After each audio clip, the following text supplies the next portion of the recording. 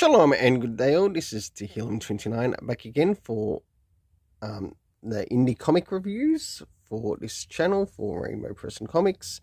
And as you can see here, I have 3 indie comics, and throughout the week you'll get to see some of the other ones that will be reviewed, providing that you've also seen the video. And hopefully I'm still around to see these videos, get reviews, likes, whatever.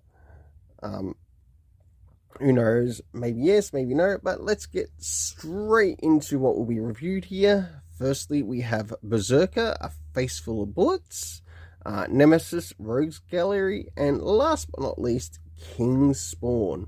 I'll now get things organized for the first one that I'll be reviewing. So starting off with first things first, we have Brzrkr, A Face Full of Bullets. I'm not too sure how the title description will be for this particular video. As I cover these 3, it might just be under indie comic reviews, and I'll just cover just the main names of the comics. We'll see what happens, because I don't think I'll be able to get these whole titles in the title. So starting off with first things first, does this cover in any way, shape or form connect to something that is happening inside of the story? Sure enough it does, to which I give a 7 out of 10. Now it's time to move into the area of the internal art, as we have a look around at the beginning, middle, and of course the end, and also what is happening story-wise with the characters. So as the story begins, we catch up with Unut, who has been hung at a gallows, and we've got some random kid with a gun who is actually trying to shoot him down. As we start to move towards the middle of the story, we get to see Unut in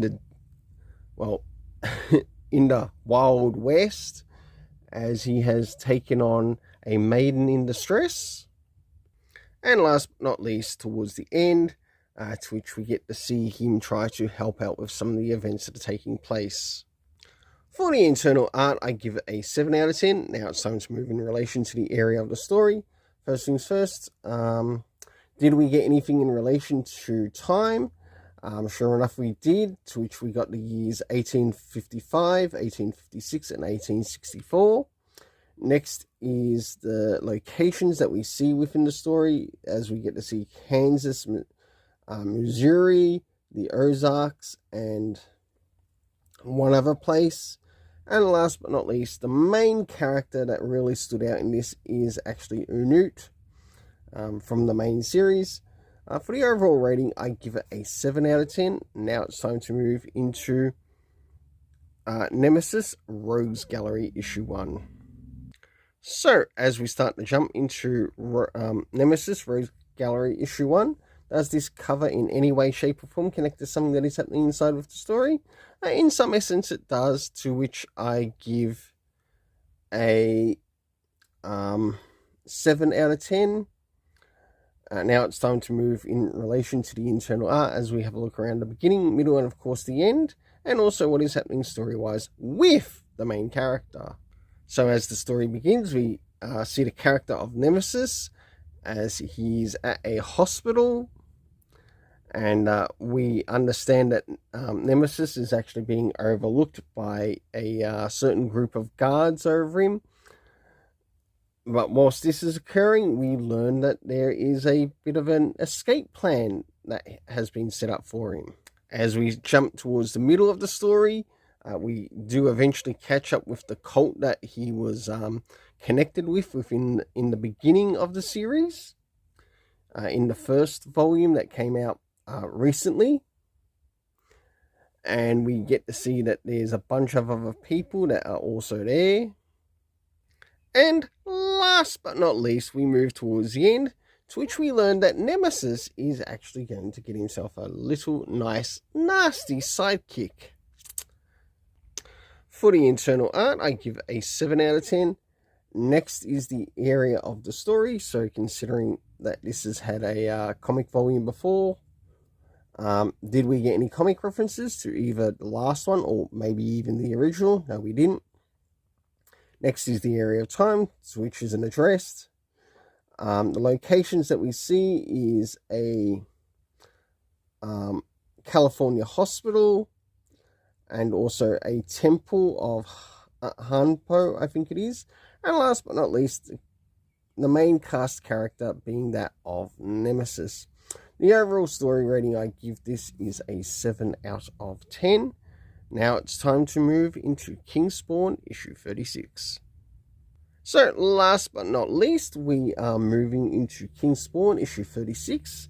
And starting off with first things first, does this cover in any way, shape or form connect to something that is happening inside with the story?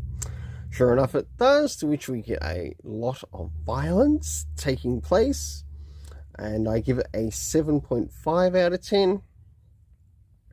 Now it's time to move into the area of the internal art, which we'll have a look around the beginning, middle, and of course the end, and also what is happening story-wise with the characters.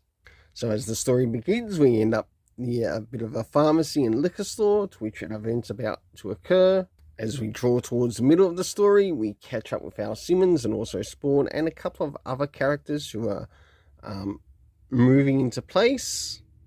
And last but not least, we get invaded by a bit of a gorilla. A cyborg gorilla, of course.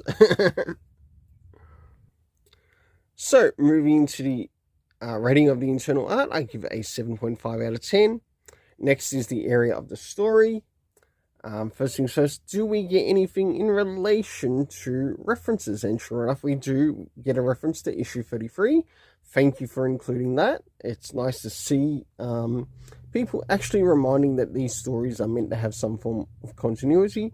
Next is the area of time, to which we don't actually get any time or location as to where this is taking place. Last but not least, we have the cast of characters, to which we have Jacob, Granny, Cyan, being Spawn's daughter, Spawn, and last but not least, the character of Cygor.